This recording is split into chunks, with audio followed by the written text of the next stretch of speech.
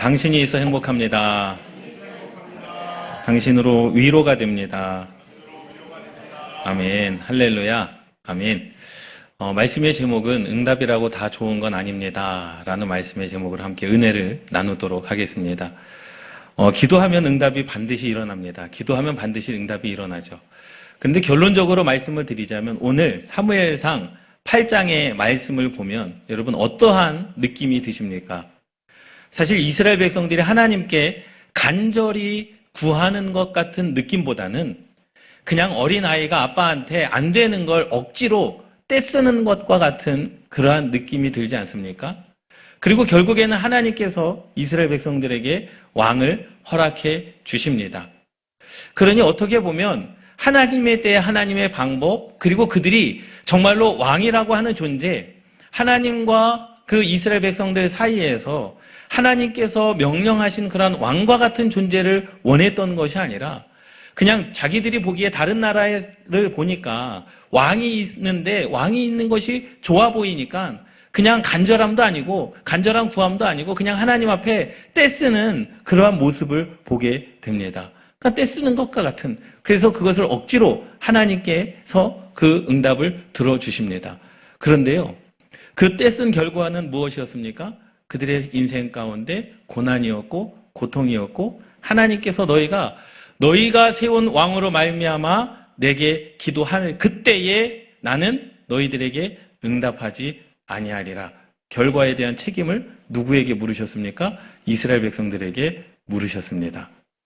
그러니 기도는 반드시 응답받는 건 맞죠. 그러나 하나님께 간절히 구하는 기도는 하나님의 위로하심과 응답이 있지만 떼쓰는 기도는 하나님께서 우리에게 응답을 허락하여 주신다 할지라도 그것이 다 좋은 것은 아니라는 것입니다. 인생의 많은 문제들을 여러분 우리가 보지 않습니까? 시각이라는 것이 있습니다. 사람들마다 보는 눈의 차이가 있어요. 내가 관심 있는 것을 더 많이 보게 되고 또 시각의 차이가 다 다르지 않습니까? 이스라엘 백성들도 마찬가지입니다. 우리가 쉽게 생각할 때 12명의 정탐꾼도 마찬가지죠. 10명의 정탐꾼은 그냥 사람의 시각으로 그 땅을 바라봤지만 여호수아와 갈렙은 누구의 시각으로 바라본 거예요? 하나님의 시각으로 그 땅을 바라본 겁니다. 똑같이 봤지만 그 본 것에 대한 그 해설과 본 것에 대한 마음의 고백은 달랐다라는 사실입니다. 오늘 본문 말씀에도 마찬가지입니다. 사람의 시각이 있고 하나님의 분명한 시각이 있어요. 하나님도 이스라엘 백성들에게 왕이 필요하다라고 이미 먼저 말씀을 하셨습니다. 한나의 고백 가운데도 이스라엘의 왕에 대한 찬양이 분명히 있었습니다. 그런데 왜 하나님께서는 그들의 기도에 응답하려고 하지 않으셨을까라는 거예요. 사실 우리의 인생 가운데 많은 경우 선택하지 않습니까? 그 선택 가운데 있어서 사람과 사람과의 관계 속에서 시각의 차이라고 한다면 이해는 되죠. 남자의 여자의 시각이 다르고 남편과 아내의 시각이 다릅니다. 그리고 부모와 자녀의 시각이 다르고 친구들끼리도 보는 그 시각의 차이가 다 다를 수 있어요. 그런데 사실 사람과 사람과의 관계 속에서의 시각은 무엇이 옳고 무엇이 그르다라고 말할 수 없습니다. 왜요? 어느 때에는 그 시각이 맞고 어느 때에는 틀릴 수도 있기 때문에 그것이 어떠한 진리 가운데 기준이 될 수는 없지만 그 시각이 하나님의 시각과 사람의 시각이라고 한다면 그 결과는 완전히 다른 양상으로 우리의 삶 가운데 전해진다라는 겁니다. 여러분 그러한 얘기를 한번 들어보신 적이 있을 것 같아요. 신발을 만드는 회사에서 두 직원을 아프리카로 보내는 거죠. 그리고 아프리카에 신발이 팔 수 있느냐 없느냐를 조사를 하라는 겁니다. 그런데 한 사람은 그렇게 이야기했어요. 이곳은 신발을 신은 사람이 한 명도 없습니다. 그러니 신발을 팔 수 없다는 거예요.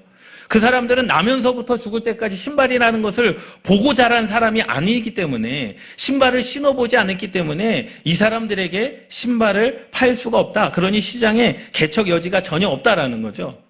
그런데 한 사람은 어떻게 생각했습니까? 아프리카에서는 신발을 신는 사람이 아직 한 사람도 없으니 우리가 신발을 팔아서 신발을 신게 하면 되지 않겠느냐라는 거예요.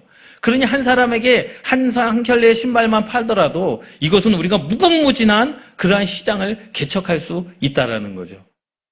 여러분 이 말도 맞고 그 말도 맞는 것 같아요. 그렇죠? 한 번도 신지 않았기 때문에 불편함이 없죠. 그러니 안 신겠다 그럴 수도 있는 거 아니겠습니까? 그런데 한 사람의 시각은 전혀 달랐습니다. 이제까지 안 신었으니 한번 신어보게 하자는 거죠. 그래서 그것을 계속 심게 하면 되지 않겠느냐라는 거예요. 서울에 가면 임마누엘 감리교회가 있습니다. 이제 김국도 목사님께서 은퇴하신 그 교회에 별이 5개, 돌침대 아시죠? 별이 5개 광고 많이 보시지 않았습니까? 그 교회 장로님이십니다. 최창한 장로님. 예, 작년까지 우리 기독교 대한 감리회 남성교회 전국연합회 회장도 하셨었죠. 그 돌침대를 하시잖아요. 돌침대. 그런데 유럽과 중국 같은 경우는요, 돌침대를 쓰지를 않아요. 그러니까 돌이라고 하는 것은 죽은 사람을 이렇게 눕혀놓는 것으로만 생각했지, 잠잘 때 쓰는 것이라고 생각을 하지 않습니다. 그리고 근본적으로 그렇지 않아요. 우리 동양 사람들은 이렇게 차가운 바닥에 누우면 뭐가 돌아간다 그래요? 입이 돌아간다 그러잖아요. 그래서 썩 좋지 않습니다. 예, 돌침대라고 하는 것이 우리나라에서는 그래 온돌이라고 하는 그런 인식이 있기 때문에 우리나라에서는 팔릴 수는 있는데 중국이나 유럽 같은 데에서는요 돌침대가 팔리지를 않아요. 그런데 그 시장을 개척해낸 거죠. 그렇다 할지라도 한번 누워보라는 거예요. 한번 써보라는 거죠. 차가운 바닥이 아니라는 겁니다. 이곳에 있으면 혈액순환이 되고 이렇게 찌뿌둥했던 몸도 회복할 수 있다. 시장을 개척해 나가는 겁니다. 어떤 사람은 그 사람들은 그 돌바닥에 눕는 것이 죽은 시체를 올려놓는 것이기 때문에 안 된다라고 하지만 그분은 어떤 생각을 한 거예요? 아니 그럴 수도 있지만 따뜻한 바닥은 누울 수 있지 않겠느냐. 그래가지고 전 세계적으로 이 별이 5개 돌침대가 굉장히 수출이 많이 되지 않습니까? 그러니까 우리 인생은 그렇습니다. 시각의 차이는 분명히 있습니다. 그러니까 사람들과 사람의 시각의 차이에 따라 성공할 수도 있고 성공을 볼 수도 있는 시각이 있지만 그것을 보고도 성공으로 이어가지 못하는 그러한 시각이 분명히 있습니다. 그런데 사무엘상 8장의 말씀에 보니까 하나님과 사울의 마음과 이스라엘 백성들의 마음이 달랐습니다. 여러분 그래서요 기도는요 PPT 안 넘어갑니다. 예, 기도는요 응답을 가져다 주는 게 맞습니다. 확실히 기도는요 여러분들의 인생 가운데 무엇이든지 내 이름으로 구하면 내가 너희에게 시행하리라 응답해 주시겠다라는 거예요. 그런데 분명한 사실은 떼쓰는 것과 간구하는 것은 다르다라는 겁니다.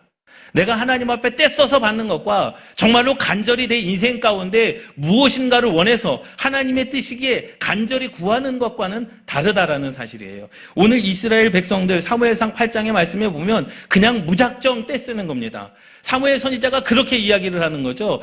야, 너희들이 이 왕으로 말미암아 너희들이 부르짖을 때에 하나님께서 너희들에게 응답하지 아니하실 것이다 라는 거예요. 그런데 19절 말씀에 백성이 그 말을 듣고도 사무엘의 말 듣기를 거절하였습니다.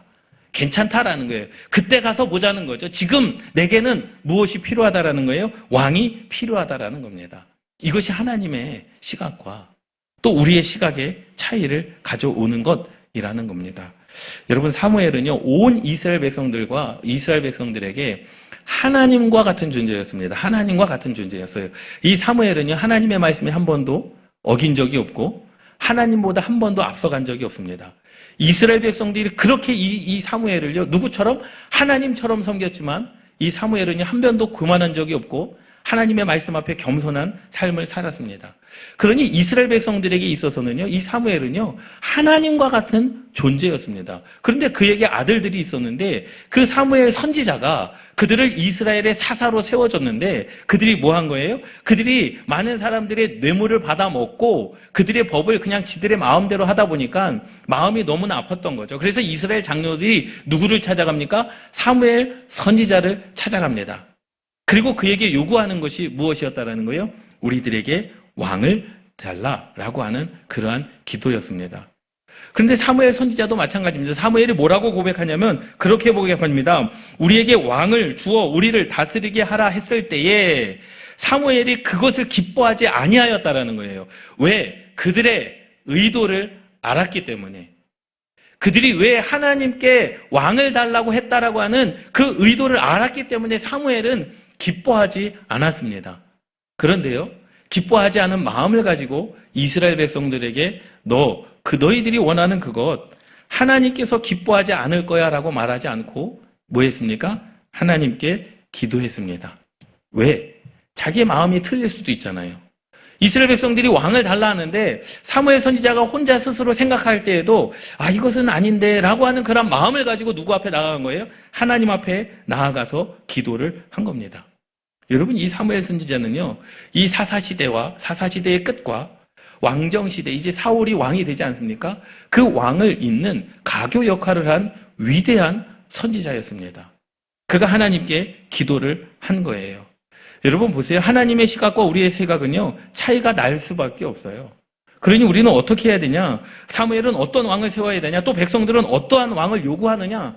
하나님께서 세우고자 하시는 왕과 이스라엘 백성들이 요구하는 왕은 완전히 달랐습니다. 이것이 문제라는 거예요. 우리가 이 시대를 살아가는 것 중요하죠. 저와 여러분들이 이 시대를 살아가는 것 굉장히 중요합니다.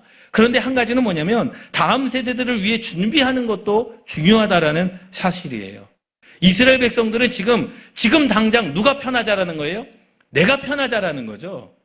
사무엘 선지자가 그렇게 이야기합니다. 아니야. 왕이 생기면 훗날에 너희의 아들들은 군사로 잡혀갈 것이고 너희의 딸들은 하녀로 잡혀갈 것이고 너희의 소사는 왕에게 뺏길 것이다 라고 말해줬습니다. 그런데 이스라엘 백성들은 뭐라고 이야기합니까? 괜찮다는 거죠. 지금 내가 편하면 되는 거예요. 다음 세대 때 내 아들이 군사로 잡혀가든 다음 세대 때 내 딸들이 무슨 하녀로 잡혀가든 다음 세대 때 내 소산을 왕이 가져가든 상관없다라는 거죠. 지금 내게 왕을 달라는 겁니다. 여러분 이것이 인간의 시각이라는 거죠. 마찬가지입니다. 어떠한 분들과 이야기를 하면 그거예요. 부흥을 염두에 두고 말하시는 분들이 있는가 하면 지금의 상황을 이야기하시는 분들이 있어요. 우리가 내일을 이야기할 때도 마찬가지지 않습니까? 자녀들을 이야기할 때도 마찬가지지 않습니까? 내 자녀가 지금 이 모양 이 꼴이니 내일도 그 모양 그 꼴이라는 거죠. 그렇게 이야기하시는 분들이 있는가 하면 지금 내 자녀는 이 모양 이 꼴이라 할지라도 하나님께서 훗날 어떻게 쓰실지 모르니 부흥을 염두에 두고 하나님께서 일하실 것을 염두에 두고 하나님께서 이끄실 것을 염두에 두고 이야기하는 분들이 있습니다. 여러분 그러한 분들과 짝하시기를 주님의 이름으로 축원합니다. 내일 하나님께서 저와 여러분들의 인생을 어떻게 이끌어 가실지 누가 압니까? 그런데 이스라엘 백성들은 뭐예요? 지금 당장 달라는 겁니다. 내 아들이 군사로 잡혀가도 상관없다는 거예요. 내 딸들이 하녀로 잡혀가도 상관없다라는 겁니다. 여러분 사실 이 왕을 세우는 것이요 하나님께서 부정하는 것처럼 보이지만 그것이 아니라 이미 하나님은 왕을 세우고자 하는 마음을 가지고 있었습니다. 그래서 사무엘상 2장 10절에 보면 한나도 그렇게 기도했어요. 한나가 하나님께 기도했는데 하나님께서 야 너에게 평안을 주실 것이다 돌아갑니다. 그때 하나님께 영광의 기도를 드릴 때 자기 왕에게 힘을 주시며 자기의 기름 부음 받은 자의 뿔을 높이시리로다. 할렐루야. 한나도요 왕에게 하나님께 기쁨의 영광을 드리는 것. 이것은 하나님이 왕인 것을 고백하는 것과 또 하나님께서 이 땅 가운데 왕을 허락하실 것을 믿고 하나님께 뭐 한 거예요? 감사의 기도를 드린 겁니다. 또 거슬러 올라가면 신명기 17장에 이미 하나님께서 광야 가운데서 이미 왕에 대한 관한 명령을 하셨어요. 그 명령은 무엇이었냐면요. 왕은 반드시 이방인이 아닌 이스라엘 백성 중에서 세워야 된다는 거죠. 이것이 바로 신명기 17장 15절에서 19절의 말씀에 나오고 있습니다. 왕에 관한 명령이에요. 이미 하나님은 마음 가운데 이스라엘 백성들에게 왕이 필요할 것을 알고 계셨습니다.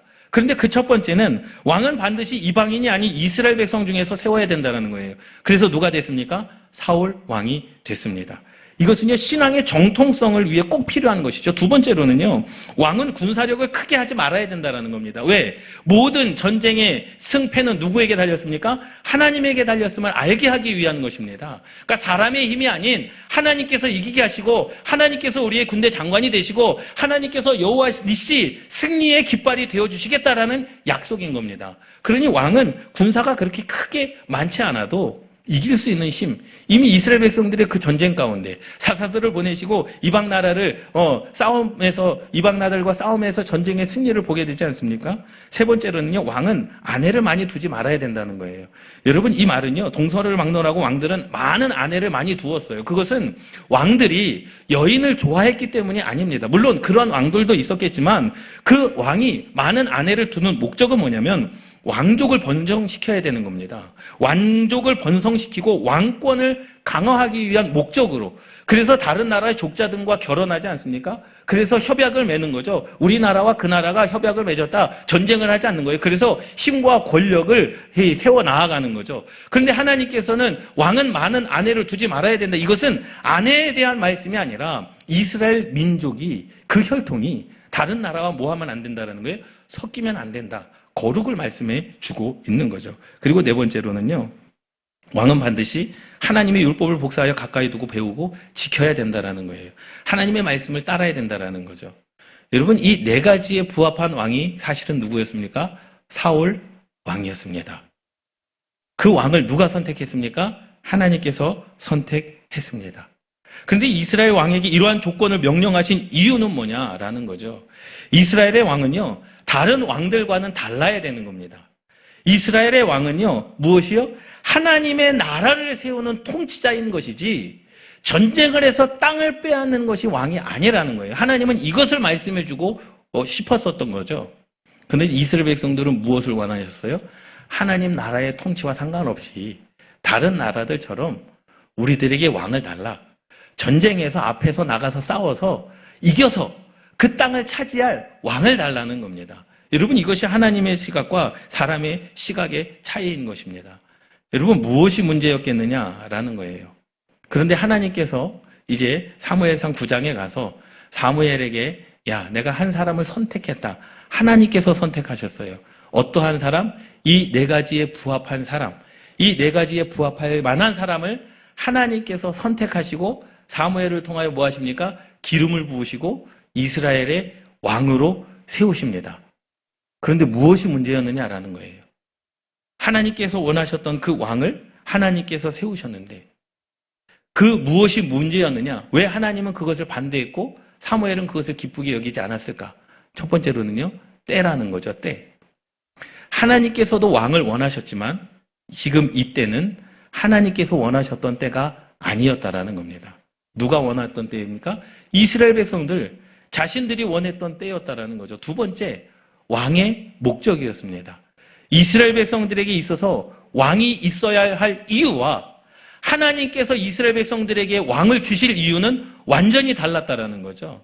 하나님께서 이스라엘 백성들에게 왕을 주시고자 원했던 이유는 뭐냐면 하나님의 통치 아래 하나님의 나라를 세울 왕, 이스라엘 백성들을 믿음으로 이끌고 이스라엘 백성들을 세워나갈 하나님의 나라로 세워나갈 그러한 왕을 하나님께서 원하셨는데 이스라엘 백성들은 무엇을 원했습니까? 다른 나라들처럼 우리보다 앞서 나가서 5절 말씀에 보면 그에게 이르되 보소서 당신은 늙고 당신의 아들들은 당신의 행위를 따르지 아니하니 모든 나라와 같이 우리는 이미 하나님의 나라가 아님을 그들이 선포합니다. 그러니까 이방의 나라들과 같이 우리에게 왕을 세워 우리를 다스리게 하소서 한지라. 지금 이스라엘의 왕은 누굽니까? 여호와 하나님이시잖아요. 하나님께서 지금 사무엘 선지자를 통하여 그리고 사사서를 통하여 통치하고 계시는데 그 통치 필요 없다라는 거죠.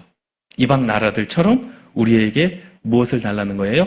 왕을 달라는 겁니다. 여러분, 이것이 참 어떻게 보면 굉장히 미련한 짓입니다. 미련한 짓이에요. 예, 우리가 흔히 그런 이야기를 하지 않습니까? 아이들이 뭘 모를 때 그래요. 옆집 아저씨가 우리 아버지였으면 좋겠다라는 거죠. 왜? 옆집 아저씨는 만날 때마다 내게 뭐 해줘요? 친절을 베풉니다. 혼내지도 않아요. 그런데 그것을 보니까 저런 아버지가 있으면 좋겠는데 라고 생각하는 거 아니겠습니까? 이스라엘 백성들이 지금 그렇게 미련한 짓을 하고 있는 거죠. 이방 나라들의 왕들을 보니까 그러한 왕이 있으면 재밌을 것 같아요. 그러한 왕이 있으면 편할 것 같아요. 그러한 왕이 있으면 누가 쳐들어와도 근심 걱정이 없을 것 같아요. 그래서 하나님께 때를 쓰는 겁니다. 우리들에게도 그러한 왕을 주시옵소서. 여러분, 문제가 있어요. 그런데 오늘 본문 말씀에 보니까 그렇게 이야기합니다. 10절에서 18절 말씀까지 이 사무엘이 너희들에게 왕이 있을 때 어떠한 일이 일어나지 않으냐?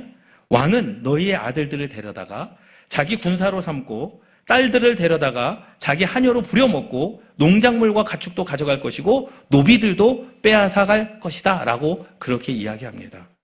그런데 뭐합니까? 이스라엘 백성들은 여전히 때를 씁니다. 그래도 상관없다라는 거예요. 왜요? 지금 안 당해봤어요. 자기의 아들들이 군사로 끌려가는 것을 안 당해봤습니다. 자기의 딸들이 그 노예로 자기의 딸들이 하녀로 잡혀가는 것을 안 당해봤어요. 그리고 자기는 아니라는 거죠. 다음 세대에 어떻게 되든지 간에 상관이 없다. 때를 쓰는 겁니다.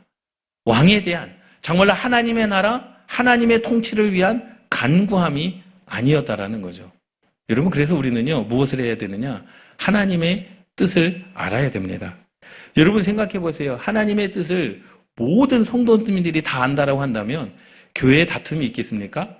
교회에 어떠한 문제로 이렇게 무슨 문제가 대립되겠습니까? 결정함에 있어서 된다 안 된다 그러한 대립이 있겠습니까? 아니죠.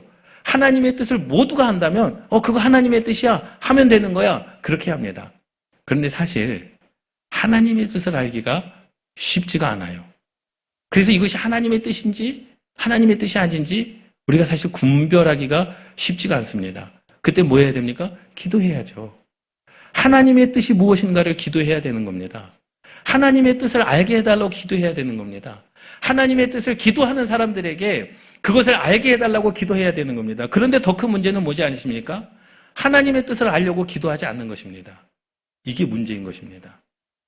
우리 모두가 하나님의 뜻이 어디 있는지를 알기를 위해서 기도한다면 기도하는 자들에게 하나님의 뜻과 기도하는 자들에게 하나님의 마음을 주시지 않겠습니까? 그런데 우리가 하나님의 뜻을 모를 뿐더러 그 뜻을 알고자도 기도도 하지 않고 그냥 우리는 사람의 시각으로만 하나님의 나라를 바라보려고 한다라는 것, 그것이 가장 큰 실수입니다. 제가 늘 기도하는 게 있습니다. 기도하는 것은 그래요. 하나님의 뜻을 알게 하는 거 분명히 기도해야 돼요. 그러나 하나님의 뜻이면 어떠한 그러한 상황 속에서도 하나님께서는 반드시 형통케 하실 줄 믿습니다. 어떠한 상황 속에서도 되게 하시는 하나님의 은혜, 그러나 하나님의 뜻이 아니면 형통할 길에서도 하나님 막아 주시옵소서. 형통할 길, 누가 봐도 되는 거지만 하나님의 뜻이 아니면 되는데 왜 안 될까? 되는데 왜 안 될까? 그것은 뭐예요? 하나님께서 막으시는 거 아니겠습니까? 여러분 그렇게 기도하십시오. 인생도 그렇게 기도해야 됩니다.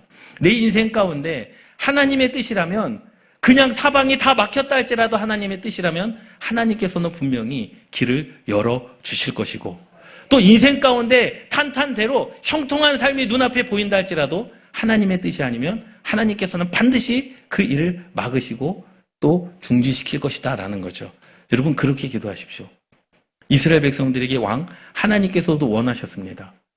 그러나 그들이 원했던 왕과 하나님이 원했던 왕은 완전히 달랐다라는 거죠. 여러분 10절에서 18절까지 이스라엘 백성들에게 그렇게 이야기하지 않습니까? 마치 사람들이 계속 고집을 부립니다. 그래서 하나님께서 이스라엘 백성들에게 항복하신 것처럼 보여요. 그래 너희들이 떼썼으니까 내가 한번 들어주마. 그냥 그것을 허락하시는 것처럼 보여집니다. 그리고 오히려 하나님은요 그 사람들이 고집하는 것, 그것으로 말미암아 앞으로 만나게 될 미래에 대해서도 정확하게 이야기를 합니다. 그래? 그럼 내가 왕을 줄게. 그런데 그 왕을 줄 때 그 이후에 그날에 너희가 택한 왕으로 말미암아 부르짖을 그때 그날에 여호와께서 너희에게 응답하지 아니하시리라. 여러분 이 말을 들으면 좀 무섭지 않습니까? 그런데 이 말을 듣고도 왕을 달라 해요. 이스라엘 백성들이요. 그날에 너희가, 저는 이 말씀을 묵상하면서 사실 선택은 누가 했습니까? 하나님이 하셨잖아요. 하나님께서 사무엘을 보내서 야 어떻게 가면 누구를 만날 것인데 그 사람이 바로 왕이 될 것이다. 그 사람에게 뿔에 그 이름을 부어라 라고 말씀하시지 않습니까? 하나님께서 선택하셨어요. 그런데 하나님께서 말씀하십니다. 그날에 너희는 너희가 택한 왕으로 말미암아 부르짖되, 그것은 뭐예요? 너희 때에 너희가 원했던 왕이었다라는 거죠. 네 가지를 기준으로 하나님께서 선택은 했지만 하나님의 때는 아니었습니다. 또 하나님의 시기는 아니었습니다. 그리고 이스라엘 백성들이 원했던 그 왕의 이미지와 하나님께서 원했던 왕의 이미지는 완전히 달랐습니다. 시각 자체가 달랐다라는 거죠. 그러니 너희가 택한 왕, 너희가 택한 왕은 뭐예요? 우리보다 앞서 나갈, 전쟁에 나갈 왕이었다라는 거죠. 우리를 지켜줄 왕이었다라는 겁니다. 이방 나라들처럼 그들에게 있었던 왕을 필요로 했던 거죠. 하나님이 필요했던 것이 아니었습니다. 하나님의 사람이 필요했던 것이 아니었습니다. 너희들이 그렇게 너희들이 입술로 고백한 그 선택한 그 왕으로 말미암아 너희들이 고난이 있고 너희들이 슬픔이 있고 너희들이 아픔이 있다 할지라도 그날의 여호와께서 너희에게 응답하지 아니하시리라 라고 말씀하시는 겁니다. 여러분, 이 말을 들으면 하나님, 그럼 우리가 어떻게 해야 됩니까? 하나님, 그럼 우리가 방법이 없으니까 라고 질문을 해야 되지 않겠습니까? 그런데 19절 말씀에 백성이 사무의 말 듣기를 거절하여, 이 말 듣기를 거절했다라는 거예요. 이것이 18절의 말씀이고요. 19절의 말씀은 그 말 듣기를 거절했다. 그리고 우리도 우리 왕이 있어야 하리니, 누구의 왕이에요? 우리 왕이 있어야 되리니, 하나님의 왕도 아니고 사무엘도 아니고 우리의 왕이 있어야 된다라는 거예요. 여러분, 얼마나 미련한 일이냐라는 거예요. 결국은 사무엘상 8장의 말씀만 보면 이스라엘이 때를 써서 응답받은 것처럼 보입니다. 그런데 그 응답이 이스라엘 백성들에게 좋은 결과를 가지고 오지 못했다라는 거예요. 내가 원하지 않더라도 하나님이 원하시는 것이라면 내 고집을 꺾어야 되지만, 내가 원하더라도 하나님께서 원하시지 아니하시면 우리는 언제든지 그것을 그만둘 수 있는 결단이 필요하다라는 겁니다. 할렐루야. 예레미야 29장 11절 말씀에 너희를 향한 나의 생각을 내가 아나니 그것은 뭐예요? 평안이요 재앙이 아니니라. 너희에게 미래와 희망을 주는 것이니라 라고 말씀을 합니다. 내가 너희들에게 지금 이때의 왕을 주지 않는 것은 재앙이 아니라 평안임을 이스라엘 백성들은 알아야 되는데, 지금 눈에 보이는 왕이 편해 보이니 왕을 달라는 겁니다. 여러분, 결론적으로 이야기하자면 그렇습니다. 그들이 원했던 왕이 주어졌습니다. 어찌했든지 간에 때를 써가지고요, 그들이 원했던 왕이 주어졌어요. 오늘 본문 말씀에는요, 사울 왕이 왕이 되었다. 그 사울 왕이 나쁜 사람이다, 좋은 사람이다, 그 이야기를 하는 게 아닙니다. 이스라엘 백성들과 하나님과의 관계를 이야기하는 거예요. 그러나 결과적으로 이스라엘 백성들이 사울 왕이 된 이후부터, 왕을 세운 그날부터 어려움과 혼돈에 빠지기 시작했다라는 사실입니다. 그리고 결국에는 후에는 무엇 때문에 하나님을 원망합니까? 왜 내 아들을 군사로 잡아가냐? 그것 때문에 원망합니다. 그것을 이미 하나님께서 말씀해 주셨잖아요. 왜 우리 딸들을 잡아가냐라는 거예요. 그것도 이미 하나님께서 말씀해 주셨잖아요. 왜 우리의 기도를 들어주시지 않습니까? 그것도 하나님께서 이미 말씀해 주셨잖아요. 그날에 너희들이 선택한 그 왕으로 말미암아 내게 부르짖는다 할지라도 나는 너희들에게 응답하지 아니하리라.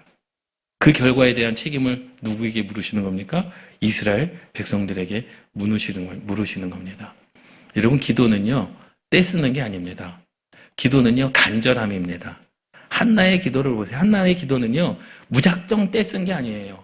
왜 저에게는, 부인 나에게는 아들을 주고 내게는 아들을 안 줍니까? 그러한 때 쓴 기도가 아니었습니다. 간절함이었습니다. 여러분, 사람은 외모를 보거니와 주 너의 하나님은 사람의 마음을 보시고 중심을 보시는 거 아니겠습니까? 하나님께서는 우리가 하나님께 때를 뜨는 건지, 안 될 것을 가지고 때를 쓰는지, 아니면 진짜 간절한 마음이 있어 하나님께 구하는 것인지 하나님께서 모르시겠습니까? 다 알고 계시죠. 그런데 이스라엘 백성들은 하나님께 때를 썼습니다. 그 때를 쓰므로 하나님께서 응답을 해 주셨습니다. 주시기는 하셨습니다. 그런데 그 결과적으로 이스라엘 백성들이 여러 가지 어려움이 생겼고 혼돈에 빠졌고, 그것으로 말미암아 하나님 이것을 돌이켜달라고 얘기했지만, 돌이켜달라고 기도했지만 하나님은 그것을 돌이키지 아니하시고 그들의 삶 가운데 그대로 역사하셨다라는 거죠. 그래서요, 때로는요, 응답이 다 좋은 건 아니라는 겁니다. 여러분, 때를 써서 응답받으려고 하지 마십시오. 여러분들의 마음 가운데 간절함이 있을 때, 여러분들의 마음 가운데 사람에 대한, 영혼에 대한 긍휼함이 있을 때 기도하시기를 주님의 이름으로 축원합니다. 하나님께 떼쓰면 될 수도 있습니다. 하나님께 떼쓰면 이렇게 응답을 주실 수 있습니다. 그러나 그 응답에 대한, 그 후에 일어날 모든 어려움과 혼돈에 대한 책임은 스스로 져야 되는 거예요. 여러분, 때를 쓰는 것이 기도하는 것이 아니라 내 마음 가운데 간절함이 있을 때 이방인의 왕 같은 왕을 요구하는 이스라엘처럼 돼버리지 않으려면 우리는 평상시에 늘 하나님의 시각을 가지고 살아가야 된다라는 거죠. 믿습니까? 여러분, 우리의 기도를 한번 점검해 봅시다. 나는 여전히 하나님께 때를 쓰고 있는가? 정말로 하나님께 간절히 구하고 있는가? 여러분, 우리가 자녀들을 키워봐서 알지 않습니까? 자녀들이 안 되는 것을 가지고 꼭 때를 쓸 때가 있어요. 그건 누가 봐도 안 되는 겁니다. 그러면 부모가 화가 나지 않습니까? 그러면 어떻게 해요? 때리기도 하잖아요. 안 돼! 라고 하지 않습니까? 그런데 간절함이 있을 때가 있어요. 정말로 간절함으로 얘가 이야기하는구나. 그럼 뭐예요? 내가 할 수 없는 것조차도 들어주고 싶은 마음이 있지 않습니까? 사람도 자기 자녀를 볼 때 이 아이가 때를 쓰는 건지 아니면 간절함이 있는 건지 부모도 알고 있는데 하나님께서 그것을 모르시겠느냐라는 거죠. 여러분, 우리가 하나님의 시각을 위해 끊임없이 기도하고 오늘도 하나님의 뜻을 위하여 기도하시기를 주님의 이름으로 축원합니다. 여러분들의 인생 가운데 문제가 안 풀립니까? 여러분들의 인생 가운데 하나님의 놀라운 그 은혜를 구하기를 원하십니까? 여러분, 하나님의 뜻을 위하여 기도하십시오. 나를 향한 하나님의 계획은 무엇입니까? 우리 자녀들을 향한 하나님의 구원 계획은 무엇입니까? 내 사업을 위한, 내 직장을 위한, 아니면 내 인생을 위한 하나님의 뜻이 무엇입니까? 여러분, 기도하십시오. 하나님께서 그 뜻을 반드시 여러분들에게 보여주실 것입니다. 그리고 하나님께 맡겨 드리십시오. 그러면 여러분들의 인생은 하나님께서 잘 되는 길, 형통한 길은 열어주실 것이고 하나님께서 원치 아니하시고 하나님께서 이루시지 아니할 일들은 하나님께서 막아주실 것이다 라는 겁니다. 여러분, 이러한 은혜가 저와 여러분들 가운데 있기를 주님의 이름으로 축원합니다. 이 세상을 살아가는 방법에 있어서 내 지식이 아닌 하나님의 시각으로 세상을 바라보시는 저와 여러분들 되시기를 주님의 이름으로 축원합니다. 기도하시겠습니다.